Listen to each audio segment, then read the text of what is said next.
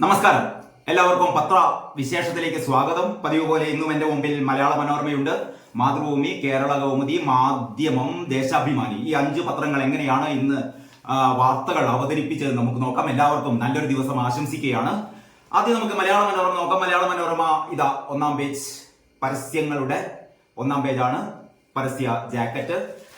അതിനുശേഷം മൂന്നാം പേജാണ് മലയാള മനോരമയുടെ ഒന്നാം പേജ് എന്നുള്ള രീതിയിൽ കൊടുത്തിരിക്കുന്നത്. അതില് ഏറ്റവും പ്രധാനപ്പെട്ട, ഏറ്റവും വലിയ ഒരു ചിത്രം, അതായത് ചിറ്റൂർ പുഴയിൽ അപകടത്തിൽപ്പെട്ട ഒരു കുടുംബത്തെ രക്ഷിക്കുന്ന ഒരു വാർത്തയാണ്. ഇന്നലെ രക്ഷാപ്രവർത്തകരുടെ ഒരു നല്ല അഭിനന്ദനീയമായ ശ്രമമായിരുന്നു ആ പുഴയുടെ മധ്യത്തിൽ കുടുങ്ങിപ്പോയ ഒരു 4 അംഗ കുടുംബത്തെ രക്ഷിച്ചത്. അതിന്റെ ഏറ്റവും അതിന്റെ ഒരു ഭീതി ഉണർത്തുന്ന, അല്ലെങ്കിൽ ആ ഒരു സാഹസ പ്രക്രിയയുടെ, അല്ലെങ്കിൽ ആ സാഹസ നടപടിയുടെ ചിത്രം വളരെ മികവുറ്റ രീതിയിൽ തന്നെ മനോരമ കൊടുത്തിട്ടുണ്ട്.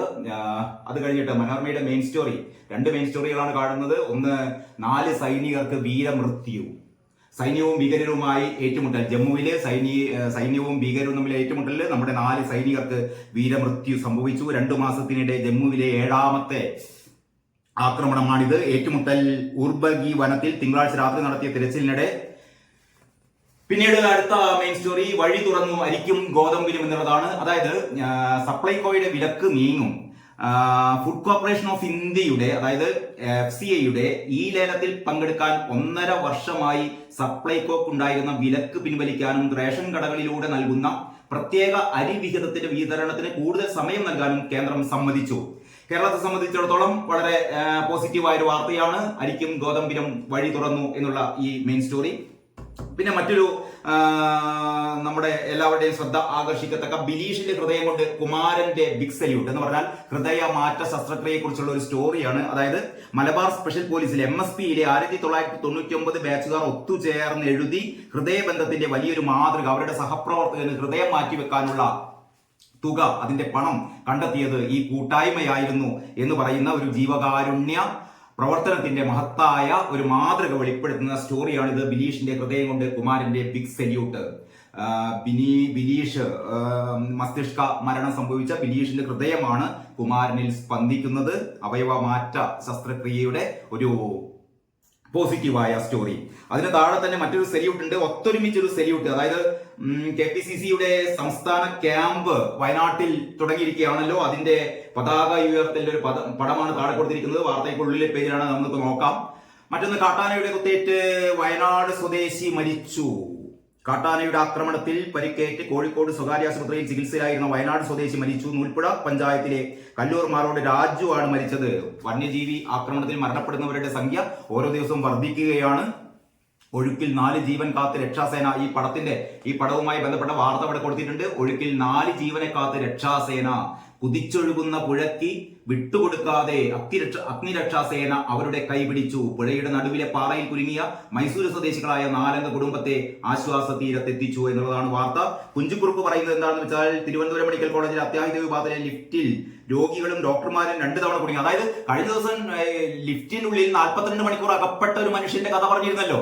അതിനുശേഷം ഇന്നലെ ഒരു ഡോക്ടറും നഴ്സുമാരും ഉൾപ്പെടെയുള്ള ഒരു 4 അംഗ സംഘം ലിഫ്റ്റിനുള്ളിൽ കുടുങ്ങി എന്ന് പറഞ്ഞാൽ തിരുവനന്തപുരത്തെ ലിഫ്റ്റുകൾ എല്ലാം ഇത്തരം ഈ രീതിയിൽ പ്രവർത്തിക്കുന്ന, ഈ രീതിയിൽ പ്രവർത്തന തകരാറിലായ ലിഫ്റ്റുകളാണ്.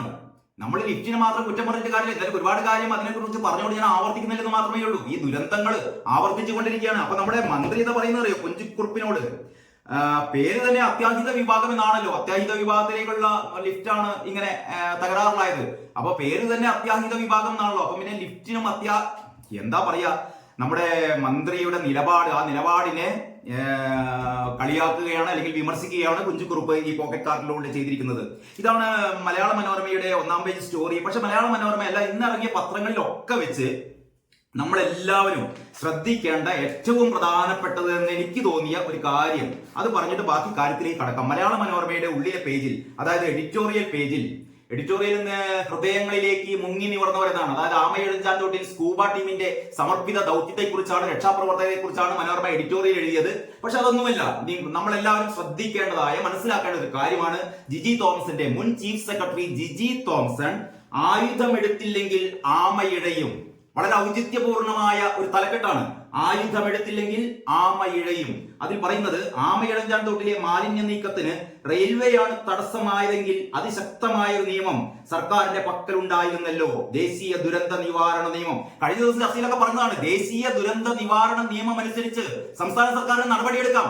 റെയിൽവേ അവിടെ അനുവദിച്ചില്ലെങ്കിലും അല്ലെങ്കിൽ റെയിൽവേ പറ്റില്ല എന്ന് പറഞ്ഞാലും ഈ നിയമം അനുസരിച്ച് അതിന് എം പി രാജേഷ് പറഞ്ഞ മറുപടിയാണ് ഒന്നാം ക്ലാസ് മറുപടി. സഖാക്കളുടെ വിവരമില്ലായ്മയുടെ എക്കാലത്തെയും ഒരു ഉദാഹരണമായി എം പി രാജേഷിന്റെ ഈ മറുപടി നമ്മൾ രേഖപ്പെടുത്തി വെക്കേണ്ടതാണ്. ഇതിന് സമയമായിട്ടില്ലായിരുന്നു. അതായത് ഈ മനുഷ്യൻ ഈ പറയുന്ന മാലിന്യ കൂമ്പാരത്തിൽപ്പെട്ട് മരിച്ചിട്ട് അതിനിടയാക്കിയ സാഹചര്യം വന്നു കഴിഞ്ഞിട്ട് ഒരു എളുപ്പമില്ലാതെ എം പി രാജേഷ് പറയുകയാണ് ഇതിനൊന്നും സമയമായിട്ടില്ല. കാരണം ഇനി എന്താ രാജേഷേ, എപ്പോഴാണ് സമയമാവേണ്ടത്? ദുരന്ത നിവാരണ നിയമം ഉപയോഗിക്കാൻ നിങ്ങൾക്ക് എപ്പോഴാണ് സമയമുണ്ടാവുന്നത്? കേരളത്തിലെ ജനങ്ങൾ മുഴുവൻ മരിക്കണം, സമയമായിട്ടില്ല അത്രേ.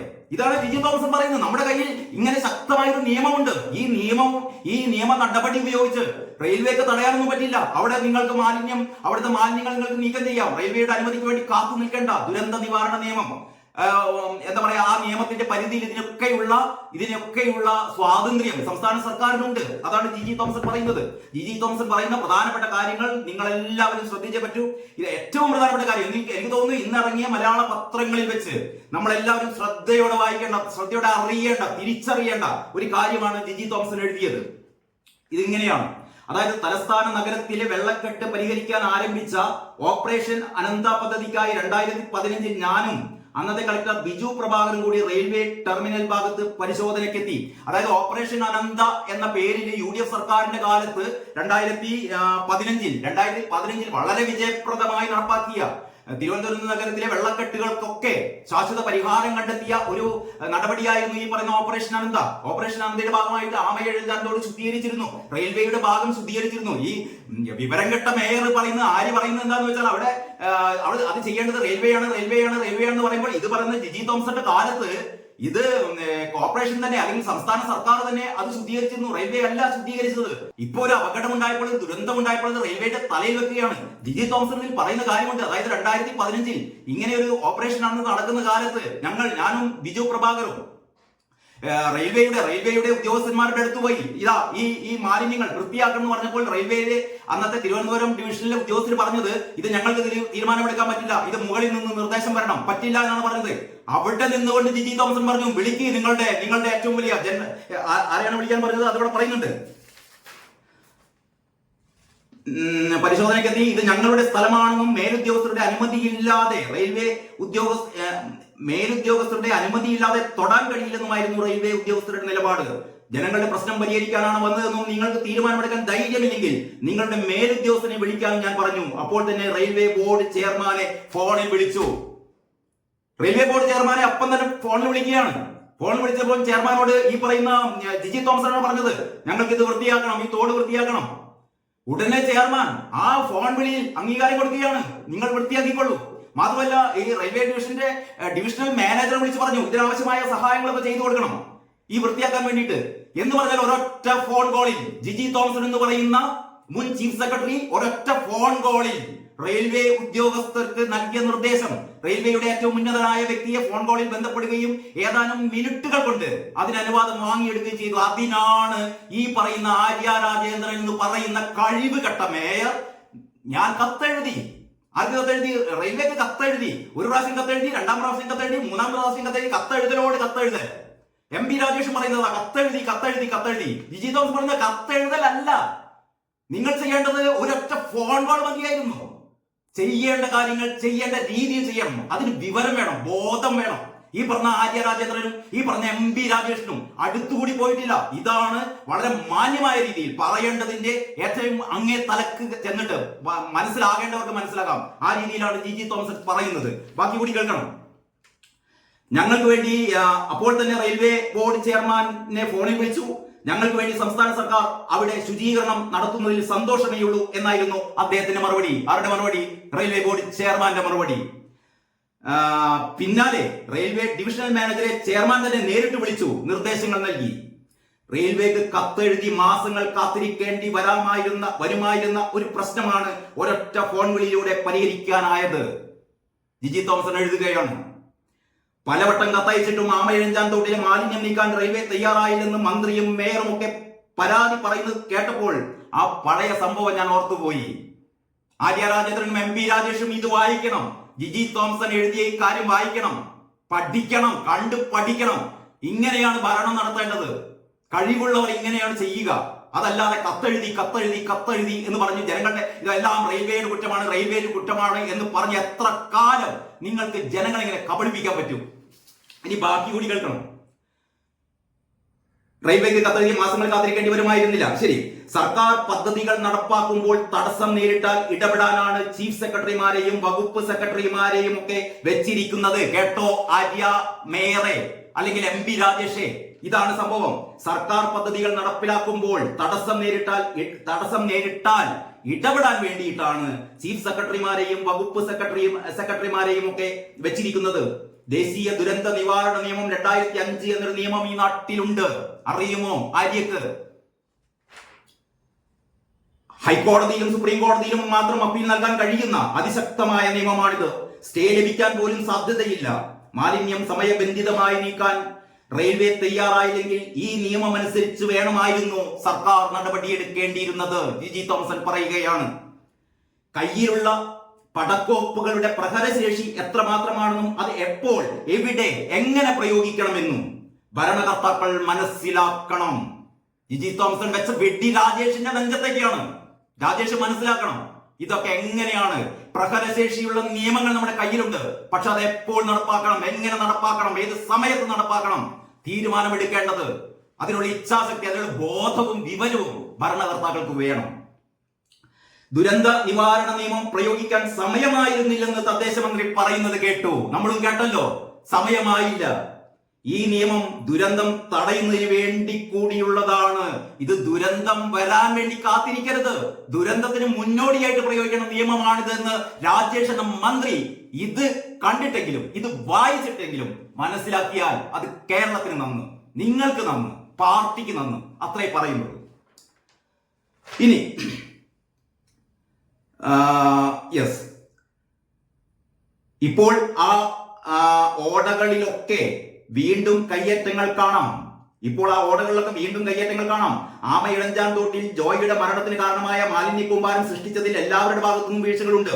മാലിന്യ നിർമ്മാർജ്ജനം കൃത്യമായി നടക്കാത്തത് തന്നെയാണ് അടിസ്ഥാന പ്രശ്നം. കോർപ്പറേഷൻ പരിധിയിൽ അത് ചെയ്യേണ്ടത് കോർപ്പറേഷനാണ്. റെയിൽവേയുടെ സ്ഥലത്ത് റെയിൽവേ ചെയ്യണം. ഇത്രയും ഏജൻസികൾ കൃത്യമായി മാലിന്യം നീക്കിയില്ലെങ്കിൽ അത് ചെയ്യിപ്പിക്കാൻ ദുരന്ത നിവാരണ അതോറിറ്റിക്ക് കഴിയണമായിരുന്നു. ഇത്തരം സാഹചര്യം ആവർത്തിക്കാതിരിക്കാൻ ചില നിർദ്ദേശങ്ങൾ പറയാം.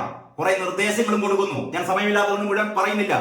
എന്ന് പറഞ്ഞാൽ ഇതിനൊക്കെ ഈ പറയുന്ന ഈ പാവം മനുഷ്യന്റെ മരണത്തിന് ഉത്തരവാദികൾ ഇവിടുത്തെ സർക്കാരും ഇവിടുത്തെ കോർപ്പറേഷനും ഇവരുടെ തലതിരിഞ്ഞ നടപടിക്രമങ്ങളുമാണെന്ന്. ആമയിഴഞ്ചാൻ തോടിനേക്കാൾ വേഗത കുറഞ്ഞ രീതിയിലുള്ള നടപടിക്രമങ്ങൾ കത്തെഴുതി കാത്തിരിക്കുന്ന, ഒരു ദുരന്തമുണ്ടാവാനുള്ള എല്ലാ സാധ്യതകളും മുന്നിൽ കണ്ടിട്ടും കത്തെഴുതി കാത്തിരിക്കേണ്ടി വരുന്ന അല്പന്മാരുടെ ഭരണം, അത്ര മാത്രമേ പറയാനുള്ളൂ. ഈ ഭരണത്തിന് കീഴിലൊക്കെ നമുക്ക് ജീവിച്ചിരിക്കേണ്ട ഒരു ഗതികേടുള്ള ഒരു ജനത്തിനെ പറ്റി ഓർത്താണ് ഞാൻ വിഷമിക്കുന്നത്. പക്ഷേ കടമനിട്ട് രാമകൃഷ്ണൻ പറഞ്ഞ പോലെ എന്നും ഒന്നും ഒന്നുപോലായിരിക്കില്ല, ഒന്നുപോലായിരിക്കില്ല. സഖാക്കൾ ഓർത്താൽ നല്ലത്. പിന്നീട് പ്രധാനപ്പെട്ട വാർത്ത എന്ന് പറയുന്നത് ആസിഫ് അലിയെ അപമാനിച്ചെന്ന് ആക്ഷേപമില്ലെന്ന് രമേശ് നാരായണൻ. ഇന്നലെ നടന്ന മറ്റൊരു ഏറ്റവും പ്രധാനപ്പെട്ട നമ്മുടെ സോഷ്യൽ മീഡിയയുടെ ശക്തി എത്രമാത്രം ഉണ്ടെന്ന് തെളിയിക്കുന്ന ഒരു സംഭവമാണ് ഇന്നലെ നടന്നത്. MT വാസുദേവൻ നായരുടെ 9 ചെറുകഥകളെ അടിസ്ഥാനമാക്കിയുള്ള മനോരഥങ്ങൾ എന്ന പേരിലുള്ള ഒരു സിനിമ അധ്യായികയുണ്ടായിരുന്നു. അതിന്റെ ഒരു ട്രെയിലർ എന്താ പറയാ, അതിന്റെ ഉദ്ഘാടനമായിരുന്നു ഇന്നലെ നടന്നത്, കൊച്ചിയിൽ നടന്നത്. അതില് മലയാള ചലച്ചിത്ര രംഗത്തെ പ്രമുഖരൊക്കെ പങ്കെടുത്തിരുന്നു. ഈ 9 ചെറുകഥകളെ അടിസ്ഥാനപ്പെടുത്തി ഉണ്ടാക്കി 9 ചലച്ചിത്രങ്ങൾ നിർമ്മിച്ച ചലച്ചിത്ര നിർമ്മാതാക്കളും സംവിധായകരും സംഗീത സംവിധായകരും അഭിനേതാക്കളും ഒക്കെ നിരന്നിരുന്ന മഹത്തായ വേദി. ആ വേദിയിൽ രമേശ് നാരായണൻ എന്ന് പറയുന്ന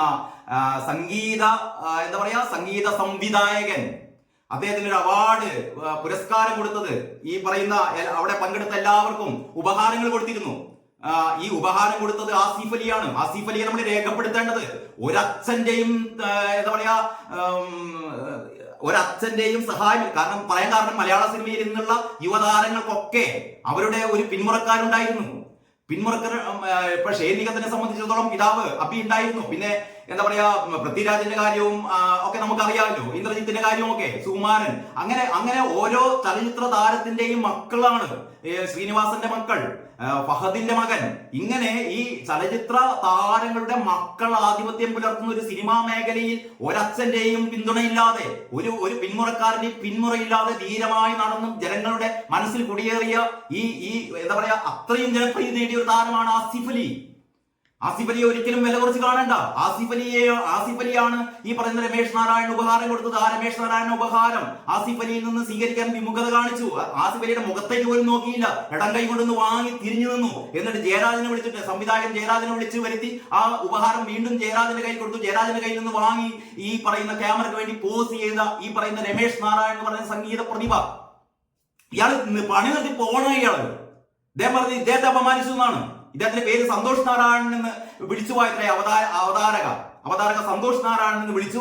ആ സമയത്ത് വിളിച്ചില്ല, അങ്ങനെയൊക്കെയാണ് ഇദ്ദേഹം പറയുന്നത്. അതുകൊണ്ട് ഇയാള് ആസിഫിനെ അപമാനിക്കണം.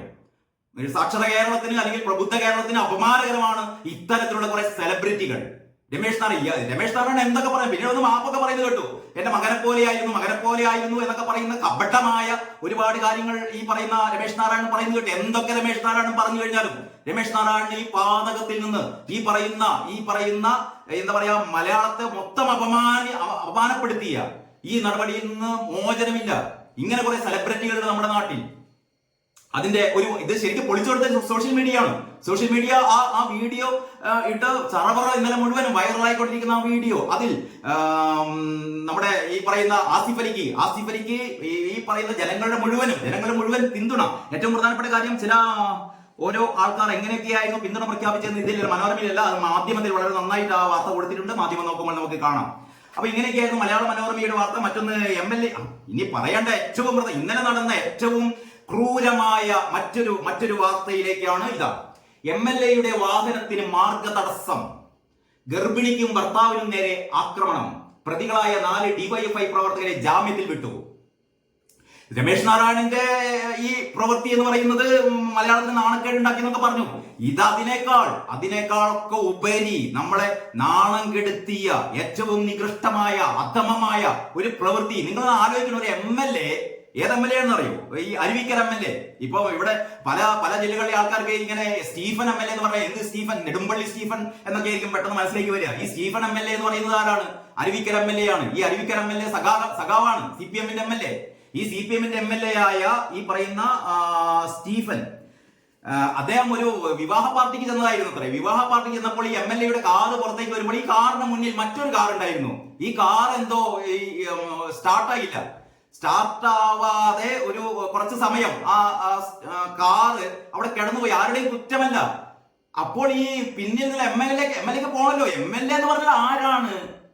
MLAക്ക് മുമ്പിൽ ഒന്നും പ്രശ്നമല്ല. ഈ പറയുന്ന പിണറായി വിജയനെ കണ്ട് പഠിക്കുന്ന താഴെ തട്ടിലുള്ള നേതാക്കന്മാരുടെ ഒരു ദൃഷ്ടാന്തമാണ് ഈ പറയുന്ന MLA, സ്റ്റീഫൻ MLA. ഇയാൾക്ക് അകമ്പടിയായി കുറെ DYFI-കാരുണ്ട്. MLA പുറത്തിറങ്ങിയ ഉടനെ MLAക്ക് പോകണം, MLAയുടെ കാറിന് പോകണം. മുന്നിൽ ഒരു കാറ്, ആ കാറിലുണ്ടായത് 8 മാസം ഗർഭിണിയായ യുവതിയാണ്. ഓർമ്മിക്കണം, 8 മാസം ഗർഭിണിയായ ഒരു യുവതിയെ പിന്നിലിരുത്തിക്കൊണ്ട് ഭർത്താവ് കാർ ഓടിക്കുകയാണ്. ആ കാറാണ് പെട്ടെന്ന് നിന്നുപോയപ്പോൾ അത് ഒന്ന് സ്റ്റാർട്ടാക്കാൻ ശ്രമം നടത്താൻ വേണ്ടി എന്താണ് സംഭവിച്ചതെന്ന് അറിയാൻ വേണ്ടി പുറത്തിറങ്ങിയപ്പോഴാണ് ഈ 4 പേര് വന്ന് കണ്ട് അടിച്ചത്. മാറ്റി, ഞങ്ങളുടെ MLA പോട്ടെ. എനിക്ക് ഓർമ്മ വരുന്നത് നമ്മുടെ എഴുത്തുകാരൻ സക്കറിയ വർഷങ്ങൾക്ക് മുമ്പ്, എനിക്ക് തോന്നുന്നു ഒരു 10-15 വർഷങ്ങൾക്ക് മുമ്പ് ഞാനന്ന് തൃശ്ശൂരിലായിരുന്നു. അപ്പൊ അന്ന് സാഹിത്യ അക്കാദമി ഹാളിലാണ് സക്കറിയ പ്രസംഗിക്കുന്നു എന്ന് കേട്ടപ്പോൾ ഞാൻ കേൾക്കാൻ വേണ്ടി പോയതാണ്. സക്കറിയുടെ പ്രസംഗത്തിൽ എന്ത് പരിപാടിയാണെന്ന് ഞാൻ ഓർമ്മിക്കുന്നില്ല, പക്ഷെ സക്കറിയുടെ ആ വൈറലായ പ്രസംഗം നന്നായിരുന്നു. സക്കറിയ പറഞ്ഞത് നമ്മുടെ ജനപ്രതിനിധികളെയായി പറഞ്ഞത് മന്ത്രിമാർ, MLA-മാർ, MP-മാർ, പഞ്ചായത്ത് പ്രസിഡന്റുമാർ, മേയർമാർ എന്ന് പറഞ്ഞാൽ ജനങ്ങൾ തിരഞ്ഞെടുക്കപ്പെട്ട ജനപ്രതിനിധികൾ. ഈ ജനപ്രതിനിധികളെ കാണുമ്പോൾ എഴുന്നേറ്റ് നിൽക്കുന്ന ഒരു ശീലം മലയാളിക്കുണ്ട്. ഒരു മന്ത്രി പോകുമ്പോൾ, ഒരു MLA വരുമ്പോൾ എഴുന്നേറ്റ് നിൽക്കുക. സക്കറി പറഞ്ഞു, നമ്മളിരിക്കണം, എഴുന്നേറ്റ് നിൽക്കേണ്ടവൻ അവനാണ്, മന്ത്രിയാണ്. ഈ മന്ത്രിയെയും MLA-യും നമ്മൾ ചുമതലപ്പെടുത്തിയതാണ്. നമ്മളെ ഭരിക്കാനല്ല, നമ്മളെ സേവിക്കാൻ. അതാണ് നമ്മൾ മാറ്റി ഭരിക്കൽ എന്നാക്കിയത്. നമ്മളങ്ങനെ ആരും ഭരിക്കാൻ വരണ്ട. നമ്മളെ നമുക്കൊരു സിസ്റ്റം ഉണ്ട്. ഈ സിസ്റ്റം മുന്നോട്ട് പോകാൻ വേണ്ടിയിട്ട്, ഇതൊന്ന് ക്രമപ്പെടുത്താൻ വേണ്ടിയിട്ട്, ഒന്ന് ചിട്ടപ്പെടുത്താൻ വേണ്ടിയിട്ട്, നമ്മുടെ ജീവിതം കുറെ കൂടിയും ഒരു ചിട്ടയായ ജീവിതം മുന്നോട്ട് പോകാൻ വേണ്ടിയിട്ട്, ഈ സിസ്റ്റം ഒന്ന് പരിപാലിക്കാൻ വേണ്ടിയിട്ട് നമ്മൾ ചുമതലപ്പെടുത്തിയ, നമ്മൾ പൈസ കൊടുത്ത് ചുമതലപ്പെടുത്തിയ, നമ്മൾ ശമ്പളം കൊടുത്ത് ചുമതലപ്പെടുത്തിയ, നമ്മൾ അലവൻസ് കൊടുത്ത് ചുമതലപ്പെടുത്തിയ നമ്മുടെ പണിക്കാരാണ് ആര്? ഈ പറയുന്ന മന്ത്രിമാരും MLA-മാരും ഒക്കെ പറയുന്നത്. പക്ഷെ ഇന്ന് ഇവരൊക്കെ വലിയ രാജാക്കന്മാരും ഇവിടെ വോട്ട് ചെയ്ത് വിജയിപ്പിച്ച ജനങ്ങളൊക്കെ ഇവരുടെ അടിമകളും. ഈ രീതിയിലുള്ള ഒരു സംഭവമാണ് ഇപ്പം കാണുന്നത്. സക്കറിയ എന്ന് പറഞ്ഞിരുന്നു, ഇവനൊക്കെ ചെലവും കൊടുക്കുന്നത് ഈ പറയുന്ന നമ്മളാണ്. ഇവന്റെ ഭാര്യക്ക് പ്രസവിക്കാൻ, ഇവന് അസുഖം വന്നാൽ ആശുപത്രിയിൽ പോകാൻ, ഇവന് തിന്നാൻ, ഇവന് കിടക്കാൻ, ഇവന് അർമാദിക്കാൻ, ഇവന് ആഭാസ നൃത്തം ചെയ്യാൻ എല്ലാത്തിനും കാശ് കൊടുക്കുന്നത് നമ്മൾ. എന്നിട്ട് അവസാനം ഇവരെ കാണുമ്പോൾ നമ്മൾ എഴുന്നേറ്റ് നിൽക്കണം. ഇതെവിടുത്തെ ന്യായം? ട്രെയിനിൽ ഇവൻ മൂത്രം കഴിക്കാൻ പോകുമ്പോൾ പിന്നിൽ തോക്കുമായി 4 പോലീസുകാർ, ഇവൻ മുള്ളാൻ പോകുമ്പോൾ പോലും അകമ്പടിക്കാർ, 40 കാറുകളുടെ അകമ്പടിയോടെ പോകുന്ന ഒരു കേരളദാസനെ നമ്മൾ കണ്ടിട്ടുണ്ട്. ഇതേപോലെയാണ് MLA. ഇതൊക്കെ കണ്ടു പഠിക്കുകയാണ്. MLA-യുടെ ഈ കാറിൽ ഒരു ഗർഭിണി ഇരിക്കുന്ന കാർ. എന്നിട്ടാണ് ഈ ഗർഭിണിയെ ഗർഭിണിയെ വരെ തള്ളി മാറ്റി ഈ പറയുന്ന DYFI ക്രിമിനലുകൾ. ഇവരെ ഏതാണ്ട് 1-1.5 ലക്ഷം രൂപയുടെ നഷ്ടമുണ്ട്. ഇവരുടെ സ്വർണ്ണാഭരണങ്ങൾ മോഷ്ടിക്കപ്പെട്ടു. അറിയാലോ, പാർട്ടിയിലേക്ക് ഇപ്പം ഈ ക്രിമിനലുകളും ഗുണ്ടകളും വന്നുകൊണ്ടിരിക്കുകയാണ്. ഇവരുടെ സ്വർണ്ണമാലകൾ നഷ്ടപ്പെട്ടു, ഇവരെ പരിക്കേൽപ്പിച്ചു. പോലീസ് സ്റ്റേഷനിൽ എത്തിയപ്പോൾ പോലീസ് കേസ് പോലും എടുത്തില്ല. ആദ്യം ആശുപത്രിയിൽ പോയി അവിടെ അഡ്മിറ്റ് ചെയ്യാനാണ് പറഞ്ഞത്. ഇങ്ങനെ ഒരു കെട്ടകാലം. ഓരോ ദിവസവും സഖാക്കൾ കാട്ടിക്കൂട്ടുന്ന പേക്കൂത്തുകൾ. ഈ പറയുന്ന സ്റ്റീഫൻ MLA, എന്നിട്ട് അദ്ദേഹം പറയുന്നു ഞാൻ ആ കാറിൽ ഉണ്ടായിരുന്നില്ല. കാറിലുണ്ടായിരുന്നല്ല, MLA-യുടെ കാറാണ്. MLA-യുടെ കാറിലെ ആൾക്കാരാണ് അവരാണ്. കാരണം MLA-യുടെ കാർ എന്ന് പറഞ്ഞാൽ അതിന്റെ മുന്നിൽ നിന്ന് എല്ലാവരും മാറിപ്പോകണം. കാരണം പിണറായി വിജയന്റെ കാർ വരുമ്പോൾ അങ്ങനെയുണ്ട്. സെക്രട്ടേറിയറ്റിലേക്ക് ഇപ്പോൾ സൗത്ത് ബ്ലോക്കിലേക്ക് കാർ വരുമ്പോൾ, ഈ പിണറായി വിജയന്റെ കാർ വരുമ്പോൾ ആ സമയത്ത് തിരുവനന്തപുരം നഗരമാകെ നിശ്ചലമാകും അത്രേ. ഒരു വാഹനം വളകില്ല മുഖ്യമന്ത്രി വരുമ്പോൾ. അപ്പോൾ ഈ MLA-ക്കും തോന്നി എന്റെ കാർ പോകുമ്പോൾ ഏത് വിവാഹ സൽക്കാരമാണെങ്കിലും അവിടെ ഒന്നും ആരും നിൽക്കാൻ പാടില്ല. ഇതാണ് നമ്മുടെ ഈ എന്തുകൊണ്ട് വോട്ട് കുറയുന്നു, എന്തുകൊണ്ട് ഇടതുപക്ഷത്തിന് വോട്ട് കിട്ടുന്നില്ല. ഈ പറയുന്ന MLA-ക്കൊക്കെ ഇനി ആരാ വോട്ട് ചെയ്യുക? അടുത്ത പ്രാവശ്യം ഇയാൾ മത്സരിച്ചു കഴിഞ്ഞാൽ ആര് വോട്ട് ചെയ്യും? ഈ അടിമക്കൂട്ടങ്ങളല്ലാതെ. അപ്പൊ ഇങ്ങനെ വളരെ വളരെ വളരെ പരിഹാസ്യമായ രീതിയിലുള്ള സംഭവങ്ങളാണ് നമ്മുടെ നാട്ടിൽ ഉണ്ടായിക്കൊണ്ടിരിക്കുന്നത്. മനോരമ വളരെ നല്ല രീതിയിൽ കൊടുത്തു. ബാക്കിയുള്ള വാർത്തകളിലേക്ക് കടക്കും മുമ്പ് നമുക്ക് അടുത്ത പത്രത്തിലേക്ക് കടക്കാം. അതിനിടയിൽ ഒരു കാര്യം വിട്ടുപോയി. നമ്മുടെ KPCC-യുടെ നേരത്തെ പറഞ്ഞല്ലോ, 1-ാം പേരിലുള്ള പടം. KPCC-യുടെ ക്യാമ്പ്, വയനാട്ടിൽ നടക്കുന്ന ക്യാമ്പ്. അതിൽ പറയുന്നു അച്ചടക്കം പ്രധാനം ഓർമ്മിപ്പിച്ച നേതാക്കൾ. KC പറയുന്നു. KC എന്താ പറയുന്നത്? ഭൂതവും വർത്തമാനവും ഭാവിയും ചർച്ച ചെയ്ത് KPCC ക്യാമ്പ്. അച്ചടക്കം പ്രധാനം ഓർമ്മിപ്പിച്ച നേതാക്കൾ. 3 മുൻ KPCC പ്രസിഡന്റുമാർ വിട്ടുനിന്ന KPCC ക്യാമ്പ് എക്സിക്യൂട്ടീവിൽ പാർട്ടിയുടെ മുന്നോട്ടുള്ള യാത്രയിൽ അച്ചടക്കം പ്രധാനമാണെന്ന നിലപാടിൽ നേതാക്കൾ ഉറച്ചു നിന്നു. എല്ലാ വിഭാഗം ആളുകളുമായും ചർച്ചകൾ തുടരണമെന്ന നിർദ്ദേശവും ചില നേതാക്കൾ പാർട്ടിയിൽ നിന്ന് വിട്ടുപോയവരെയൊക്കെ തിരിച്ചു കൊണ്ടുവരണം എന്ന് പറയുന്ന നയരേഖയൊക്കെ ഈ പറയുന്ന ക്യാമ്പിൽ അവതരിപ്പിച്ചു എന്നാണ് മനസ്സിലാക്കുന്നത്.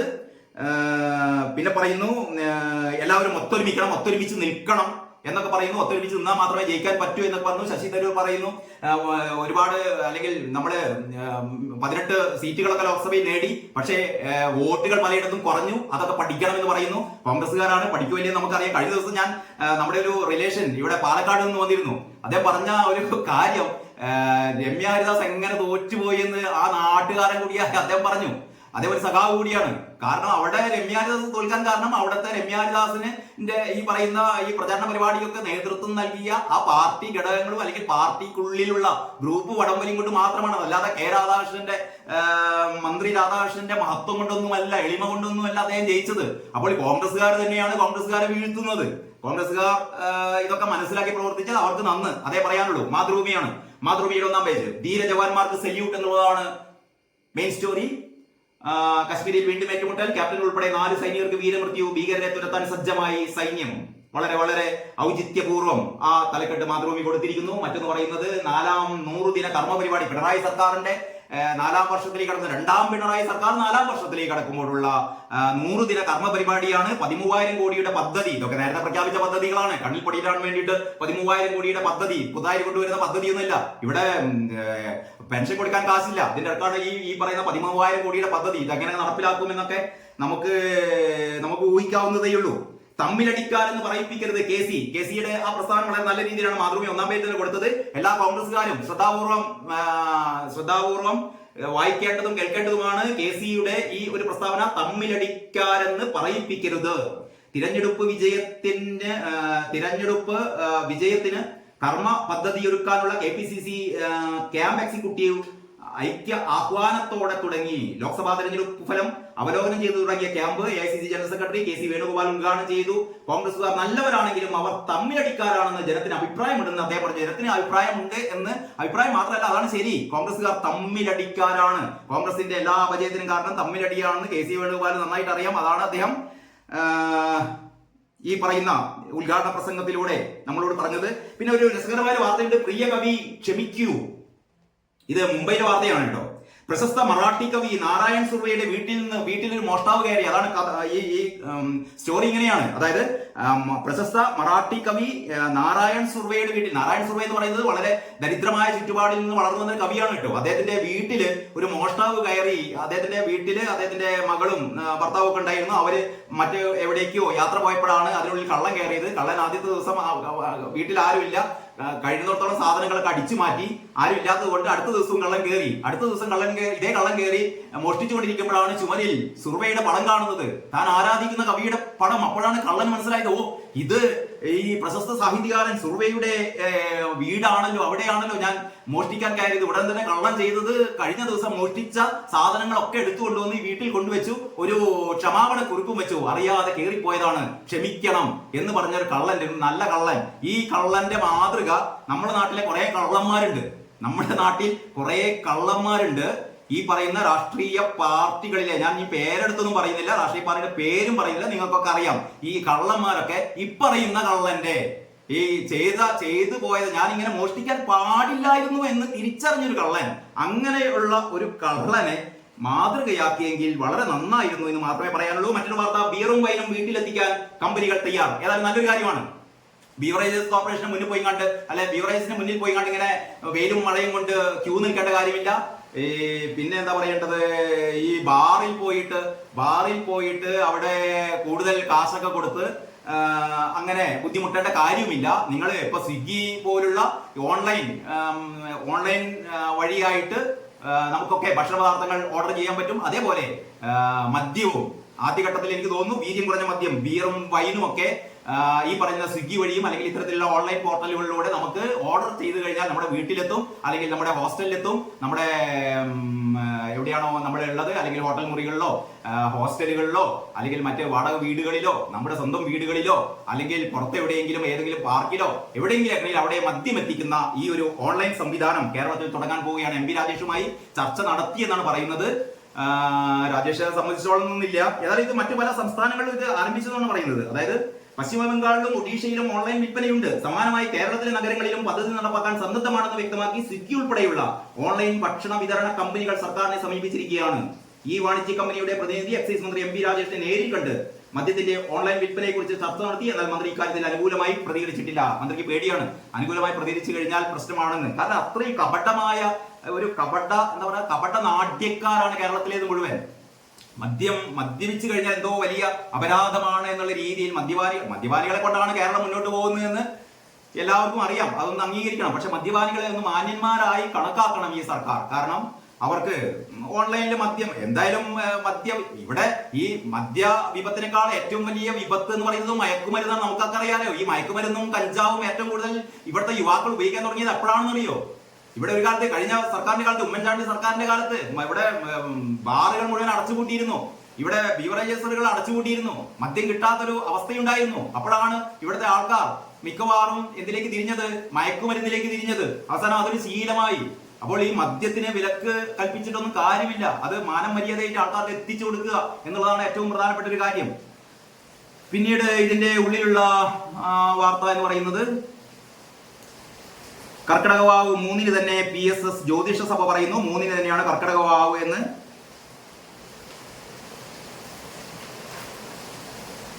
പാർട്ടി വിട്ടുപോയവരെ തിരിച്ചു കൊണ്ടുവരണമെന്ന് നയരേഖ, KPCC ക്യാമ്പിലെ നയരേഖയാണ്. പാർട്ടി വിട്ടുപോയവരെ എല്ലാം തിരിച്ചു കൊണ്ടുവരണം. പിന്നീട് ഒരടി പുറകോട്ടിൽ നിന്ന് പ്രമോദ് കോട്ടൂളി, നമ്മുടെ പ്രമോദ് കോട്ടൂളി പറയുന്നു, ഈ പോരാട്ടത്തിൽ നിന്ന് ഒരടി പുറകോട്ടില്ല, ആരാണ് തനിക്കെതിരെ പാര വെച്ചതെന്ന് അറിയണം. പുറത്തായവർക്ക് വീരപരിവേഷം നൽകുന്നു CPM അതുപോലെ വീണ്ടും പരാതി ഉന്നയിക്കുകയാണ്. ഇതിലൊക്കെ ഈ പുറത്താക്കിയവർക്ക് പ്രമോദിനൊക്കെ വീരപരിവേഷം നൽകുകയാണ്, മാധ്യമങ്ങളാണ് ഇതിന്റെ പിന്നിൽ എന്നൊക്കെ പറയുന്നു.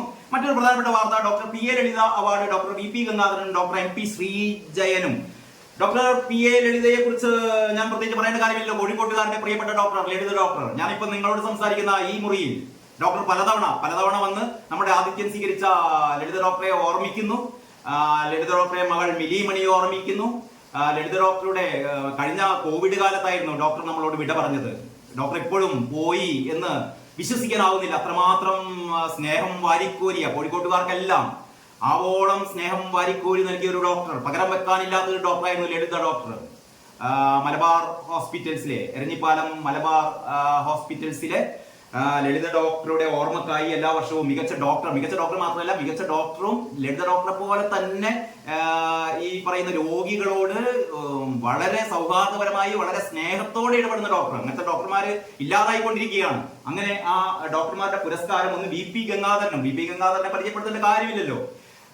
മലയാളത്തിലെ പ്രിയപ്പെട്ട ഡോക്ടർ VP ഗംഗാധരൻ ഡോക്ടർ ഇപ്പൊ എവിടെയാ ജോലി ചെയ്യുന്നത് അതൊന്നും നോക്കിക്കളാം. കൊച്ചി ലേക്ക് ഷോർ ആശുപത്രിയിലെ ഓങ്കോളജി വിഭാഗം മേധാവിയായ ഡോക്ടർ VP ഗംഗാധരൻ ചികിത്സയിലുടനീളം മാനസിക പിന്തുണയിലൂടെയും ഒട്ടേറെ അർബുദ രോഗികളുടെ ജീവിതത്തിലേക്ക് തിരികെ കൊണ്ടുവന്നിട്ടുണ്ട്. അദ്ദേഹത്തിനാണ് അവാർഡ് പങ്കിട്ടത്. 2013 മുതൽ 3 ഘട്ടമായി കോഴിക്കോട് മെഡിക്കൽ കോളേജ് സൂപ്രണ്ടായി പ്രവർത്തിക്കുന്ന ഡോക്ടർ ശ്രീജയൻ, MP ശ്രീജയനാണ്. അദ്ദേഹത്തിന്റെ നേതൃത്വത്തിൽ 4500 കോടിയുടെ മാസ്റ്റർ പ്ലാൻ ആവിഷ്കരിച്ച് നടപ്പാക്കുന്ന ഉൾപ്പെടെയുള്ള ഒട്ടേറെ പ്രവർത്തനങ്ങളാണ് നടത്തിവരുന്നതെന്ന് അവാർഡ് കമ്മിറ്റി ചെയർപേഴ്സൺ ഡോക്ടർ മിലിമണി പറഞ്ഞു. ലളിത ഡോക്ടറുടെ മകളാണ് മിലി. ഏതായാലും ഡോക്ടറുടെ ഓർമ്മകൾക്ക് മുമ്പിൽ പ്രണാമം അർപ്പിച്ചുകൊണ്ട് നമുക്ക് അടുത്ത വാർത്തയിലേക്ക് കടക്കാം. ഡ്രൈവിംഗ് ലൈസൻസ് കാത്ത് 5.23 ലക്ഷം പേർ. ഗണേഷ് കുമാർ ഓർമ്മിക്കല്ലോ, ഡ്രൈവിംഗ് ലൈസൻസ് കാത്ത് 5.23 ലക്ഷം പേർ. ഡ്രൈവിംഗ് ലൈസൻസ് അച്ചടിച്ചു കൊടുക്കാനുള്ള പേപ്പർ വാങ്ങാൻ പോലും പൈസ ഇല്ല എന്നാണ് മനസ്സിലാക്കുന്നത്.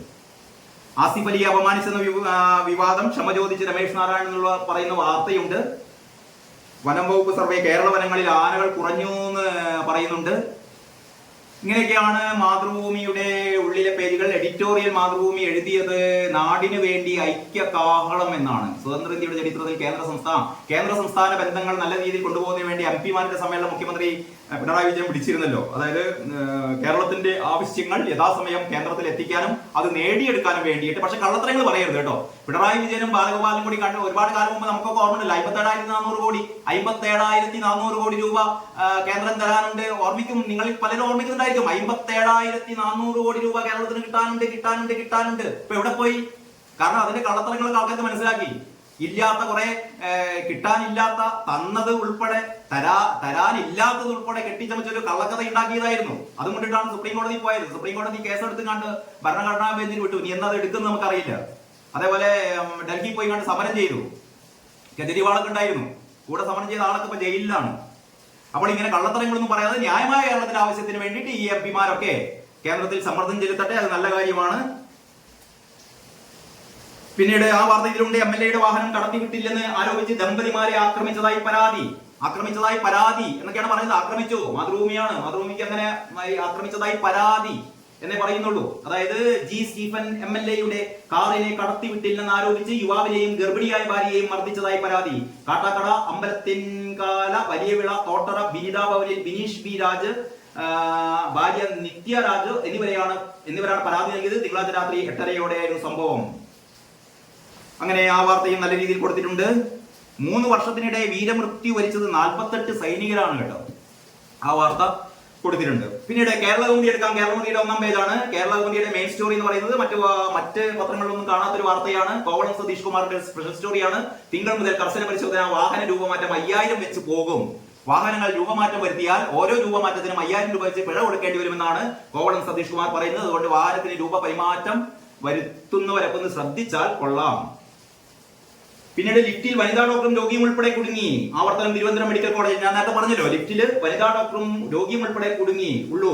അയ്യോ രക്ഷിക്കണേ, ലിഫ്റ്റ് നിന്നുപോയേ. വനിതാ ഡോക്ടർ നിലവിളിച്ചു, ഡോറിൽ ആഞ്ഞടിച്ചു. ഭാഗ്യം രോഗികളും കൂട്ടിരിപ്പുകാരും കേട്ടു. ഡോക്ടറെയും ഒപ്പം ഉണ്ടായിരുന്ന രോഗിയെയും കൂട്ടിരിപ്പുകാരനെയും 15 മിനിറ്റിനകം രക്ഷിച്ചു. ലിഫ്റ്റിൽ 42 മണിക്കൂർ രോഗി കുടുങ്ങിയത് വിവാദമായ തിരുവനന്തപുരം മെഡിക്കൽ കോളേജിലാണ്. തൊട്ടടുത്ത ദിവസം തന്നെ ഈ സംഭവവും. അതിനിടെ താഴെ ഒരു വാർത്ത കൊടുത്തിട്ടുണ്ട്. രോഗി താഴേക്ക് ചാടി. അതായത് അതിനിടെ മാനസിക അസ്വാസ്ഥ്യത്തിന് ചികിത്സയിൽ കഴിഞ്ഞിരുന്നയാൾ മെഡിക്കൽ കോളേജ് ആശുപത്രിയിലെ 3ാം നിലയിൽ നിന്ന് താഴേക്ക് ചാടി. ഈ വാർത്ത കേട്ടപ്പോൾ മറ്റൊന്നും വിചാരിക്കരുത്, എന്റെ ഒരു ബുദ്ധിയിൽ നിന്ന് തോന്നിയതാവണം. കാരണം ഈ രോഗി 3ാം നിലയിൽ നിന്ന് ചാടിയത് ലിഫ്റ്റിൽ പോയാൽ കുടുങ്ങിപ്പോകുമെന്ന് വിചാരിച്ചിട്ട് ഇയാൾ താഴെ എത്താൻ വേണ്ടി ചാടിയതാവണം. അതുകൊണ്ട് ആ ഒരു രീതിയിൽ തന്നെ ഇത് വാർത്ത മനസ്സിലാക്കണം എന്നുള്ളത് കൊണ്ടായിരിക്കാം ഈ ഒരു വാർത്ത കൂടി ഇതിന് താഴെ കേരളകൗമുദി നൽകിയത് എന്ന് തോന്നുന്നു. ഇനി ആണെങ്കിലും അല്ലെങ്കിലും, കാരണം ഇതൊക്കെയാണ് രോഗികൾ പാവം ലിഫ്റ്റ് കയറാൻ വയ്യ, പിന്നെന്താണ് താഴേക്ക് ചാടി തന്നെ കാലൊടിഞ്ഞാലും ജീവൻ കിട്ടുമല്ലോ. ഇതാണ് കേരളത്തിന്റെ അവസ്ഥ. ഫയർഫോഴ്സ് കരങ്ങളിൽ 4 കുടുംബത്തിന് പുതുജീവൻ. ഞാൻ നേരത്തെ പറഞ്ഞല്ലോ, ഈ ചിറ്റൂർ പുഴയിൽ അകപ്പെട്ടു പോയ കുടുംബത്തെ രക്ഷിച്ച വാർത്ത ടോപ്പ് ബാറായിട്ട് കൊടുത്തിട്ടുണ്ട്. കനത്ത മഴയിൽ 8 മരണങ്ങളാണ് കഴിഞ്ഞ ദിവസത്തെ കനത്ത മഴയിൽ സംഭവിച്ചത്. പിന്നീട് ഇതില് ഒന്നാം പേജിൽ കേരളത്തിന്റെ 1ാം പേജിൽ വെള്ളത്തിലെ ഇരതരും കൈനിറയെ പണം ഒരു കൗമുദി സ്പെഷ്യൽ ഉണ്ട്. പല കൗമുദി സ്പെഷ്യലുകളും നിലവാരമില്ലാത്ത കൗമുദി സ്പെഷ്യലാണ്. ഇതിൽ വലിയ കഥയൊന്നുമില്ല. വെള്ളത്തിൽ ഹൈഡ്രോപോണിക് ആയിട്ട് കൃഷി ചെയ്യുക എന്നുള്ളത് ഇന്നും നിലയും തുടങ്ങിയ കാര്യങ്ങളൊന്നുമില്ല. വെള്ളത്തിൽ കൃഷി ചെയ്ത് ഒരുപാട് സംരംഭകർ നമ്മുടെ നാട്ടിലുണ്ട്. അപ്പോൾ ഇവിടെ വെള്ളത്തിൽ കൃഷി ചെയ്ത് ലെറ്റ്യൂസ് ഒക്കെ ഉൽപ്പാദിപ്പിച്ചെന്നാണ് പറയുന്നത്. വലിയ കഥയില്ലാത്ത സ്റ്റോറിയാണ്. ഒരു 1/4 പേജ് വലിപ്പത്തിൽ കൊടുത്തത്. ഉള്ളിൽ എവിടെയെങ്കിലും കൊടുത്താൽ മതിയായിരുന്നു. എന്താണ് പ്രത്യേക താല്പര്യം എന്ന് എനിക്ക് മനസ്സിലാവുന്നില്ല. പിന്നീട് കോൺഗ്രസിന്റെ ശക്തി താഴെത്തട്ടിൽ കെ.സി. എന്നും തമ്മിലടി എന്ന് പറയിപ്പിക്കരുത്. കെ.സിയുടെ ആ ക്യാമ്പിന്റെ വാർത്ത വളരെ നല്ല രീതിയിൽ പ്രദീപ് മാനന്തവാടിയും എൻ.എ. സതീഷും കൂടിയാണ് കൊടുത്തത്. വയനാട്ടിലെ പ്രദീപ് മാനന്തവാടി, നമ്മുടെ സുഹൃത്തു കൂടിയായ പ്രദീപ് മാനന്തവാടിയുടെ വാർത്ത വളരെ വളരെ വിശദമായി. എനിക്കൊന്നും കേരളകൗമുദിയിലാണ് അതിന്റെ വാർത്ത ഏറ്റവും ലെങ്തി സ്ഥാനം കൊടുത്തത്. വളരെ കൃത്യമായ സാധനങ്ങൾ. ലോക്സഭാ തെരഞ്ഞെടുപ്പ് CPM പിന്തുണ വേണ്ടത്ര കിട്ടിയില്ലെന്നത് ശരിയല്ല എന്ന് CPI പറയുന്നു. എന്തൊക്കെയാവട്ടെ, മറ്റൊരു കേരളകൗമുദിയിലെ വാർത്ത മറ്റു പത്രങ്ങളൊക്കെ നാളെ അത് കൊടുക്കണ്ടാവുള്ളൂ. ഇതാ, സ്നേഹ സങ്കീർത്തനം. ഉമ്മൻചാണ്ടി ഓർമ്മയായിട്ട് നാളെ ഒരാണ്ട് തികയാണ്. ഉമ്മൻചാണ്ടി ഓർമ്മയായിട്ട് ഇത് തന്നെ ഒരു ദിവസം മുമ്പ് തന്നെ കേരളകൗമുദി അത് കൊടുത്തിരുന്നു. കേരളകൗമുദിയുടെ എഡിറ്റോറിയൽ എന്ന് പറയുന്നത് മുള്ളിനെ മുള്ളാൽ എടുക്കുമ്പോൾ, കഴിഞ്ഞ ദിവസം ഞാൻ പറഞ്ഞിരുന്നു, അതായത് ഈ സുപ്രീം കോടതിയുടെ ഒരു വേർഡിക്റ്റ്, അതായത് ഈ സ്റ്റിംഗ് ഓപ്പറേഷൻ, ഒളിക്യാമറ ഉപയോഗിച്ചുള്ള മാധ്യമപ്രവർത്തകരുടെ ഒളിക്യാമറ ഉപയോഗിച്ചുള്ള അന്വേഷണാത്മക പത്രപ്രവർത്തനം, അതിനെ തടയിടരുത് എന്ന് കോടതി പറഞ്ഞിരുന്നു. അതാണ് എഴുതിയത്. മുള്ളിനെ മുള്ളുകൊണ്ട് എടുക്കുമ്പോൾ, മുള്ളിനെ എടുക്കാൻ ചിലപ്പോൾ മുള്ളുകൊണ്ട് തന്നെ മുള്ളിനെ എടുക്കേണ്ടി വരും എന്ന് പറഞ്ഞാൽ, ഇത്തരത്തിലുള്ള ക്രിമിനൽ കാര്യങ്ങൾ വെളിച്ചത്ത് കൊണ്ടുവരാൻ വേണ്ടിയിട്ട് അത്യാവശ്യം തെറ്റായ മാർഗങ്ങളിലൂടെയൊക്കെ കടന്നു പോകേണ്ടി വരും. അപ്പോൾ അതാണ്, അതിനെ അഭിനന്ദിച്ചുകൊണ്ടാണ് കേരളകൗമുദി ഈ എഡിറ്റോറിയൽ എഴുതിയത്. മറ്റൊന്ന്, ലിഫ്റ്റ് ദുരന്തം വീഴ്ചകളിൽ ഒന്ന് മാത്രം.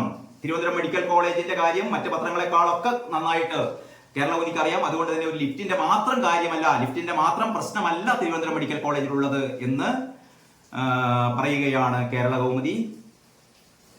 ഇനി നമുക്ക് മാധ്യമത്തിലേക്ക് കടക്കാം. മാധ്യമത്തിന്റെ 1ാം പേജ് ഇങ്ങനെയാണ്. കർക്കടകപ്പേത്ത് 9 മരണം. ഏതാണ്ട് ഒരു പകുതി പേജുകളോളം ഇതിനുവേണ്ടി മാറ്റിവെച്ചിരിക്കുകയാണ്. ഈ പറയുന്ന ദുരന്ത മഴ. 4 സൈനികർക്ക് വീരമൃത്യു. ജമ്മുകാശ്മീരിൽ ഭീകരരുമായി ഏറ്റുമുട്ടൽ. ക്യാപ്റ്റൻ ഉൾപ്പെടെ 4 സൈനികർക്ക് വീരമൃത്യു എന്ന വാർത്തയും നല്ല രീതിയിൽ കൊടുത്തിട്ടുണ്ട്. മരണക്കുറിപ്പ് എഴുതി തൂക്കിയിട്ടു. ലിഫ്റ്റിൽ കുടുങ്ങിപ്പോയ സഖാവ് ഉണ്ടല്ലോ, 42 മണിക്കൂർ ലിഫ്റ്റിൽ കുടുങ്ങിപ്പോയ തന്റെ ജീവൻ നഷ്ടപ്പെടും എന്ന് പറയുന്ന ഒരു മുന്നറിവിൽ അദ്ദേഹം ഒരു ചരമക്കുറിപ്പ് എഴുതി, ഭാര്യയ്ക്ക് എഴുതിയ മരണക്കുറിപ്പ് ഒരു ബോക്സ് സ്റ്റോറിയിൽ കൊടുത്തിട്ടുണ്ട്. ഞാനിതാ മരിക്കാൻ പോവുകയാണ്, മക്കളെയൊക്കെ നല്ലവണ്ണം നോക്കണം എന്ന് പറഞ്ഞിട്ട് ഈ പാവപ്പെട്ട മനുഷ്യൻ എഴുതിയ ഒരു മരണക്കുറിപ്പ്. വീണ ജോർജ് എന്ന് വായിക്കുന്നത് നന്നായിരിക്കും എന്ന് മാത്രമേ പറയാനുള്ളൂ. പിന്നീട് ഉള്ളിലെ പേജിൽ എനിക്ക് തോന്നുന്നു രമേശ് നാരായണന്റെ വാർത്ത, ആസിഫ് അലിയിൽ നിന്ന് മൊമെന്റോ വാങ്ങാൻ മടിച്ചു. രമേശ് നാരായണനെതിരെ രൂക്ഷ വിമർശനം. ഏറ്റവും നല്ല രീതിയിൽ കൊടുത്തത് മാധ്യമമാണ്. അത് കഴിഞ്ഞിട്ട് അപമാനിച്ചിട്ടില്ലെന്ന് രമേശ് നാരായൺ. ആസിഫ് അലിയെ പിന്തുണച്ച് സമൂഹ മാധ്യമ ലോകം. അതിലാണ് 2-3 കമന്റുകൾ ഉള്ളത്. അത് നിങ്ങളുടെ ശ്രദ്ധയിൽപ്പെടുന്നു. യൂത്ത് കോൺഗ്രസ് സംസ്ഥാന അധ്യക്ഷൻ രാഹുൽ മാങ്കൂട്ടത്തിന്റെ കുറിപ്പ് ഇങ്ങനെയാണ്: എന്നെ തല്ലാൻ ജൂനിയർ ആർട്ടിസ്റ്റുമാർ പറ്റില്ല, എന്നെ തല്ലാൻ അമരീഷ് പുരി വരട്ടെ എന്ന് ഒരു സരോജ് കുമാർ ഡയലോഗ് ഉണ്ട് ഉദയനാണ് താരം എന്ന സിനിമയിൽ. അത്തരമൊരു അനുഭവത്തിന് ആസിഫ് അലി ഇരയാകേണ്ടി വന്നു. അതായത് രമേശ് നാരായൺ കരുതിയത് തനിക്ക് അവാർഡ് നൽകാൻ ഇവൻ ആരടാ എന്നുള്ള രീതിയിലാണ് അദ്ദേഹം നിന്നത് എന്ന് പറയുന്നത്. ഈ പറയുന്ന ഉപഹാരത്തിന്റെ മൂല്യമൊന്നല്ല, അത് നൽകുന്ന ആൾ മഹാനാവണം. ഈ മഹാന് തോന്നണം. എനിക്ക് അവാർഡ് തരുന്ന ആള് മഹാനാണെന്ന് ഈ മഹാന് തോന്നിയില്ലെങ്കിൽ ഇയാൾ മുഖം തിരിക്കും. ഇതാണ് ഇവിടെ പറ്റിയത്. അപ്പോൾ ഈ പറഞ്ഞ ഈ സിനിമയിലെ സരോജ് കുമാറിന്റെ അതേ മനോഭാവമാണ് ഈ പറയുന്ന രമേശ് നാരായണൻ എന്നല്ല, അവതാരക പറഞ്ഞ പോലെ ഇയാളെ സന്തോഷ് നാരായണൻ തന്നെയാണ് വിളിക്കേണ്ടത്. സന്തോഷിനെ അപമാനിക്കുകയല്ല. ഈ ഒരാളെ പേര് മാറ്റി വിളിക്കുക എന്ന് പറഞ്ഞാൽ അയാളെ അപമാനിക്കുന്നതിന് തുല്യമാണ്. ഇയാൾ ഇനി മുതൽ രമേശ് നാരായണൻ എന്നുള്ള പേര് വെട്ടണം. ഇനി മുതൽ ഈ പറയുന്ന സന്തോഷ് നാരായൺ എന്ന് വിളിച്ചാൽ മതി, അതിനെ ഇയാൾ അർഹനുള്ളൂ. ഈ നമ്മളെ ജുവൽ മേരി ആയിരുന്നു തോന്നുന്നു അവതാരക. ജുവൽ മേരി വളരെ നല്ല രീതിയിൽ അവതരണങ്ങൾ, നമ്മുടെ പല അവതാരകരെക്കാൾ വളരെ നല്ല രീതിയിലെ അവതരണങ്ങൾ TV റിയാലിറ്റി ഷോകളിലൊക്കെ നമ്മൾ കണ്ടിട്ടുള്ളതാണ് ജുവൽ മേരിയുടെ അവതരണ മികവ്. അപ്പോൾ ജുവൽ മേരിയാണ് ഈ അവതരണം നടത്തിയത്. ഏതായാലും ജുവൽ മേരിക്ക് ഒരുപാട് അഭിനന്ദനങ്ങൾ. ഇദ്ദേഹത്തെ സന്തോഷ് നാരായൺ എന്ന് വിളിച്ചതിന് ഇനിയും അങ്ങനെ ആ പേര് വിളിക്കട്ടെ. കഴിഞ്ഞ ദിവസം ഞാൻ പറഞ്ഞല്ലോ, ആമയിഴഞ്ചാൻ തോടിനെ, നമ്മളെ ഗോപികൃഷ്ണൻ, കാർട്ടൂണിസ്റ്റ് ഗോപികൃഷ്ണൻ ആമയിഴഞ്ചാൻ തോടിനെ മുതല കരഞ്ഞാൻ തോട് എന്ന് നാമകരണം ചെയ്തതുപോലെ രമേശ് നാരായൺ എന്ന് പറഞ്ഞ അഹന്ത നിറഞ്ഞ ഈ സംവിധായകനെ ഇനി നമുക്ക് ജുവൽ മേരി വിളിച്ച പോലെ സന്തോഷ് നാരായണൻ എന്ന് വിളിക്കാം എന്ന് നമുക്കൊരു തീരുമാനമെടുക്കാം. എന്നാലേ ഇക്കൂട്ടറൊക്കെ നന്നാവുകയുള്ളൂ. പിന്നെ ഇതിനെ മറ്റൊരു പറഞ്ഞത്, സംഗീത ബോധം മാത്രം പോരാ അംബാനെ, അല്പം സാമാന്യ ബോധം കൂടി വേണമെന്ന് നടനും സംവിധായകനുമായ നാദിർഷയുടെ കമന്റ് ആയിരുന്നു. സംഗീത ബോധം മാത്രം പോരാ അംബാനെ. ആ സിനിമ കണ്ടിട്ടുണ്ടല്ലോ, ആവേശം. അല്പം സാമാന്യ ബോധം കൂടി വേണം. സിനിമാ പശ്ചാത്തലമല്ലാതെ പരിമിതികളേറെ ഉണ്ടായിട്ടും കഠിനാധ്വാനത്തിലൂടെ 1.5 പതിറ്റാണ്ടായി നിലനിൽക്കുന്ന ഒരു നടനെ സീനിയോറിറ്റി കോംപ്ലക്സിലൂടെ റദ്ദ് ചെയ്യാൻ ശ്രമിച്ചാൽ ഇല്ലാതെയാകില്ല ചെറുപ്പക്കാരൻ. അത് നേരത്തെ നമ്മുടെ മാങ്കൂട്ടത്തിൽ പറഞ്ഞതിന്റെ ബാക്കിയാണ്. ഹൈബീഡൻ MP-യുടെ കമന്റ് ഇങ്ങനെ: മലയാളികൾ നെഞ്ചിലേറ്റിയ കലാകാരനാണ് ആസിഫ് അലി. അഹങ്കാരത്തിനും അല്പത്തരത്തിനുമൊന്നും അദ്ദേഹത്തെ തകർക്കാനാവില്ല. ഇനിയും ഉയരങ്ങൾ കീഴടക്കാൻ പ്രിയ സുഹൃത്ത് ആസിഫിന് കഴിയും എന്നത് ഉറപ്പാണ്. ആസിഫ് അലിക്ക് കൈ കൊടുത്ത് ചേർത്ത് നിർത്തിയ നടി ദുർഗാ കൃഷ്ണയുടെ ദൃശ്യം കണ്ണിന് കുളിർമയേകുന്ന കാഴ്ചയായി പലരും വിലയിരുത്തുന്നു. ദുർഗാ കൃഷ്ണ ഈ പറയുന്ന ആസിഫ് അലിയെ ചേർത്ത് പിടിക്കുന്ന ഒരു ദൃശ്യം കണ്ടു. അത് കണ്ണിന് കുളിർമയുള്ള ഒരു ദൃശ്യമാണ് എന്നാണ് പറയുന്നത്. അമ്മയും പിന്തുണച്ചു. അമ്മയുടെ പിന്തുണയൊന്നും നമ്മൾ അങ്ങനെ പറയണ്ട. നമ്മളെ ഒരു ഹതഭാഗ്യൊന്നും പറയണ്ട. പോരാട്ടത്തിന്റെ വീര്യം കാത്തു സൂക്ഷിക്കുന്ന കേരളത്തിനാകെ മാതൃകയായ നടിയുണ്ടല്ലോ, ബലാത്സംഗത്തിന് കൊട്ടേഷൻ കൊടുത്ത് അതിജീവിത. ആ അതിജീവിതയുടെക്ക് പിന്തുണ കൊടുക്കാത്ത അമ്മയാണ്. ആ അമ്മ ഈ പറയുന്ന നമ്മുടെ ആസിഫ് അലിക്ക് പിന്തുണ കൊടുത്തു എന്നുള്ളത് വലിയ കാര്യമൊന്നുമല്ല. ഇനി ദേശാഭിമാനിയാണ്. ദേശാഭിമാനിയുടെ ഒന്നാം പേജ് മെയിൻ സ്റ്റോറി എന്തായാലും ഇത് തന്നെ ആവണല്ലോ. 400 ദിന കർമ്മ പരിപാടികൾ തുടക്കം. 1313 കോടിയുടെ 1070 പദ്ധതി. നാട് ക്ഷേമത്തിലേക്ക്, ഐശ്വര്യത്തിലേക്ക്, പുരോഗതിയിലേക്ക് നീങ്ങുന്നു. അതിന്റെ ഒരു ചെണ്ടമേളം. കാട്ടാനകളുടെ എണ്ണം കുറഞ്ഞു എന്നാണ് ദേശാഭിമാനിക്ക് ഒന്നാം പേജിൽ തന്നെയുള്ള ദേശാഭിമാനിയുടെ വിലാപം. കാട്ടാനകളുടെ എണ്ണം കുറഞ്ഞു. കാട്ടാനകളുടെ പത്രമാണല്ലോ. ക്യാപ്റ്റൻ അടക്കം 4 സൈനികർക്ക് വീരമൃത്യു എന്ന് പറയുന്നത് കാട്ടാനയുടെ ഏതാണ്ട് ആ വാർത്തക്ക് താഴെ അപ്രസക്തമായ ഒരു പ്ലേസിംഗ് ആണ് നടത്തിയത്. ക്യാപ്റ്റൻ അടക്കം 4 സൈനികർക്ക് വീരമൃത്യു. അതിന്റെ അടുത്താണ് കാട്ടാനകളുടെ എണ്ണം കുറഞ്ഞു. മേലെയാണ് ചിറ്റൂർപ്പുഴയിലും സീതാർകുണ്ടിലും കുടുങ്ങിയവരെ രക്ഷിച്ചു എന്നുള്ള വാർത്ത. ദുരിതം പെയ്ത മഴ 8 മരണം എന്ന് പറയുന്നു കൊടുത്തിരിക്കുന്നു. ആമയിഴഞ്ചാൻ തോട്ടിലെ മാലിന്യം അടിയന്തര യോഗം നാളെ. മുഖ്യമന്ത്രി അടിയന്തര യോഗം വിളിച്ചിരിക്കുകയാണ്. ഈ മുഖ്യമന്ത്രി നേരത്തെ പറഞ്ഞല്ലോ ജിജി തോംസന്റെ ഈ സംഭവം, ജിജി തോംസൺ ചൂണ്ടിക്കാട്ടിയത് എങ്ങനെ പ്രവർത്തിക്കണമെന്ന് അതൊന്ന് മനസ്സിലാക്കിയാൽ മതി. ഇങ്ങനെ യോഗം വിളിച്ച് ഇനി യോഗത്തിലിരുന്ന് യോഗത്തിന്റെ ചെലവും കൂടി നമ്മുടെ തലയിൽ കെട്ടിവെക്കേണ്ട, അത്രേ പറയാനുള്ളൂ. പിന്നെ ടി ദേവി, നമ്മുടെ കോഴിക്കോട്ടുകാർ വളരെ സ്നേഹപൂർവ്വം ദേവിയേച്ചി എന്ന് വിളിക്കുന്ന നമ്മുടെ പഴയകാല സഖാക്കന്മാർ ഇപ്പോഴും നന്മയുടെ ആ ഊർജം, നന്മയുടെ കരുത്ത്, ജനങ്ങളോടുള്ള പ്രതിബദ്ധതയുടെ ആഴം അതൊക്കെ മനസ്സിലാക്കണമെങ്കിൽ പഴയ കമ്മ്യൂണിസ്റ്റുകാർ തേടി പോകണം കേട്ടോ. ടി ദേവിയേച്ചി മഹിളാ അസോസിയേഷന്റെ ഒക്കെ നേതാവായിരുന്ന സഖാവ് ടി ദേവി. M ജയലക്ഷ്മി പുരസ്കാരം ടി ദേവിക്ക്. കുറെ കാലമായി ദേവിയേച്ചിനെ കണ്ടിട്ടുണ്ട്. ജില്ലാ പഞ്ചായത്ത് പ്രസിഡന്റും അഖിലേന്ത്യാ ജനാധിപത്യ മഹിളാ അസോസിയേഷൻ സംസ്ഥാന നേതാവുമായിരുന്ന M ജയലക്ഷ്മിയുടെ പേരിൽ സൗഹൃദ കൂട്ടായ്മ ഏർപ്പെടുത്തിയ പുരസ്കാരം ടി ദേവിക്ക്. ജനാധിപത്യ മഹിളാ അസോസിയേഷന്റെ മുൻ നേതാവായ ദേവി സ്ത്രീകളുടെ അവകാശ പോരാട്ടങ്ങളിൽ നൽകിയ സംഭാവന പരിഗണിച്ചാണ് പുരസ്കാരം. 31-ന് കോഴിക്കോട് കല്ലായിലെ വീട്ടിലെത്തി പുരസ്കാരം സമ്മാനിക്കുമെന്നാണ് പറയുന്നത്. ദേവേച്ചിയുടെ പോരാട്ടങ്ങൾ ഒരു കാലത്തും കോഴിക്കോട്ടുകാരല്ല കേരള ജനത മുഴുവൻ മറക്കാത്തതാണ്. കാരണം ഈ അറബിക് കല്യാണം എന്ന് പറയുന്ന ഈ കോഴിക്കോട്ടില് ഈ പാവപ്പെട്ട പെൺകുട്ടികളെ 12, 10, 8, 9 വയസ്സുള്ള പെൺകുട്ടികളെ അറബികള് കല്യാണം കഴിച്ചു കൊണ്ടുപോകുന്ന ഒരു ഏർപ്പാടുണ്ടായിരുന്നു. ഇതിനൊക്കെ അന്ത്യം കുറിച്ചത് ദേവേച്ചിയെ പോലുള്ള സഖാക്കളുടെ പോരാട്ട വീര്യത്തിന്റെ ഫലമായാണ്. മറ്റൊന്ന് ഈ പറയുന്ന വയനാട്ടിലെ ആദിവാസി സ്ത്രീകൾ ചെറുപ്പത്തിലെ അമ്മമാരാകുന്ന വയനാട്ടിലെ ആദിവാസി സ്ത്രീകൾക്കിടയിൽ അവിവാഹിതരായ അമ്മമാർ അങ്ങനെ ഉണ്ടായിരുന്നു. അവിവാഹിതരായ അമ്മമാർ, പെൺകുട്ടികൾ പോലും ഗർഭം ധരിക്കുന്ന ഈ ആദിവാസികളെ ചൂഷണം ചെയ്ത് അവരെ ഗർഭിണികളാക്കുന്ന ഒരവസ്ഥ പണ്ടുണ്ടായിരുന്നു. അതിന്റെയൊക്കെ പോരാട്ടം, അതിനൊക്കെ എതിരെ ഇപ്പോഴും എനിക്ക് ഓർമ്മയുണ്ട്. മാച്ചി എന്ന് പറയുന്ന ആദിവാസി സ്ത്രീ, ഗർഭിണിയായ മാച്ചിക്ക് വേണ്ടിയിട്ട് മുൻനിരയിൽ നിന്ന് പോരാട്ടം നടത്തിയത് ടി ദേവിയൊക്കെ ആയിരുന്നു. അങ്ങനെ പോരാട്ട വീര്യത്തിന്റെ കരുത്തുറ്റ പ്രതീകമായ ദേവിയച്ചിക്ക് വിപ്ലവ അഭിവാദ്യങ്ങൾ നേരുകയാണ്. പുതിയ സഖാക്കൾക്കൊന്നും ദേവിയച്ചിനൊന്നും അറിവുണ്ടായിരിക്കില്ല. അവർക്ക് ബിന്ദു സഖാവ്, ആര്യ സഖാവ്, അങ്ങനെയൊക്കെയാണല്ലോ. ചിന്താ ജെറോം സഖാവ്, അത്തരത്തിലുള്ള സഖാക്കന്മാരെ മാത്രം കണ്ട് പരിശീലിച്ച പുതിയ സഖാക്കൾ ടി ദേവിയെ കണ്ടു പഠിക്കണം. ആ 31-ന് കല്ലായിലെ വീട്ടിലേക്കൊന്ന് പോകണം. അവിടെ ദേവിയച്ചി ഉണ്ടാവും. സമരവീര്യം എന്താണെന്ന് അവർ പറഞ്ഞു തരും. സ്റ്റിംഗ് ഓപ്പറേഷൻ സ്വകാര്യതയെ ബാധിക്കരുതെന്നുള്ള വാർത്ത ഇന്നാണ് ദേശാഭിമാനിക്ക് കിട്ടിയത്. എന്താണ് സത്യം നേരത്തെ അറിയുന്ന പത്രം എന്നൊക്കെയാണ് പറയാ. മാധ്യമ പ്രവർത്തകർക്കെതിരായ കേസ് റദ്ദാക്കി സ്റ്റിംഗ് ഓപ്പറേഷൻ സ്വകാര്യതയെ ബാധിക്കരുത്. ഇന്നലെ മാതൃഭൂമി 1-ാം പേജിൽ കൊടുത്ത വാർത്തയാണ് നമ്മൾ ഇന്നലെ ചർച്ച ചെയ്തിരുന്നു. അതിനെ കുറിച്ചാണ് കേരളമതി മുഖപ്രസംഗം എഴുതിയത്. പക്ഷേ ദേശാഭിമാനിക്ക് വളരെ നേരത്തെ വാർത്ത കിട്ടുന്ന ദേശാഭിമാനിക്ക് ഇന്നേ വാർത്ത കിട്ടിയിട്ടുള്ളൂ. ഏതായാലും നല്ലത് തന്നെ.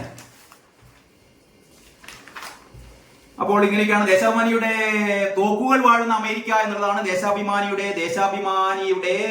എഡിറ്റോറിയൽ. അമേരിക്കയിൽ നമ്മുടെ ട്രംപിന് നേരെ വെടിയുതിർത്തല്ലോ, അതിനെക്കുറിച്ചാണ് ദേശാഭിമാനി വേവലാതി കൊള്ളുന്നത്. മാലിന്യ സംസ്കരണം, സാമൂഹ്യ ഉത്തരവാദിത്തം, ഡോക്ടർ TNC സീമ സഖാവ് മാത്രമേ പറയാൻ ബാക്കിയുണ്ടായിരുന്നുള്ളൂ. ഇവരാണ് ഈ പറയുന്ന കേരളത്തെ ഇത്രമാത്രം നശിപ്പിച്ചത്. ഹരിത കേരളം മിഷൻ രൂപീകൃതമാകുന്നത് വരെ 99% തദ്ദേശ ഭരണ സ്ഥാപനങ്ങളിലും പ്ലാസ്റ്റിക് ഉൾപ്പെടെയുള്ള അജൈവ പാഴ്വസ്തുക്കൾ ശേഖരിക്കുന്നതിനോ സംസ്കരിക്കുന്നതിനോ ഒരു സംവിധാനം ഉണ്ടായിരുന്നില്ല. ഇപ്പൊ എല്ലാ സംവിധാനങ്ങളും ഏർപ്പെടുത്തി എന്നാണ് നവകേരളം കർമ്മ പദ്ധതിയുടെ സംസ്ഥാന കോർഡിനേറ്ററും ഹരിത കേരളം മിഷൻ വൈസ് ചെയർപേഴ്സണുമാണ് ലേഖിക. ഒരു ഉളുപ്പുമില്ലാതെ ഒരു മനുഷ്യനെ കുരുതി കൊടുത്തു കഴിഞ്ഞിട്ട് ഈ പടമൊക്കെ വെച്ചിട്ട് TNC-യുടെ ഒരു ലേഖനമാണ് മാലിന്യ സംസ്കരണം, സാമൂഹ്യ ഉത്തരവാദിത്തം. ആദ്യം ഉത്തരവാദിത്തം സീമ സഖാവൊക്കെ ആദ്യം തന്നെ ഉത്തരവാദിത്തങ്ങൾ നിറവേറ്റട്ടെ, എന്നിട്ട് മാത്രം സമൂഹത്തെ പഠിപ്പിക്കുക. ആദ്യം നമ്മൾ സ്വയം നന്നാകുക, എന്നിട്ട് സമൂഹത്തെ പഠിപ്പിക്കുക. അതാണ് നല്ലത്. ദേശാഭിമാനി പത്രമുണ്ടെങ്കിൽ ആർക്കും എന്തും എഴുതാം. സഖാക്കന്മാർക്കൊക്കെ ഇങ്ങനെ പറഞ്ഞ കാര്യങ്ങളൊക്കെ എഴുതാം എന്നുള്ളത് ഒരു ശരിയായ കാര്യമല്ല എന്നുകൂടി ഓർമ്മിപ്പിച്ചുകൊണ്ട് ഇന്നത്തെ ഈ അവലോകനം തൽക്കാലം ഇവിടെ നിർത്തുകയാണ്. എല്ലാവർക്കും വീണ്ടും ഒരിക്കൽ കൂടി നല്ലൊരു ദിനം ആശംസിച്ചുകൊണ്ട് നന്ദി, നമസ്കാരം.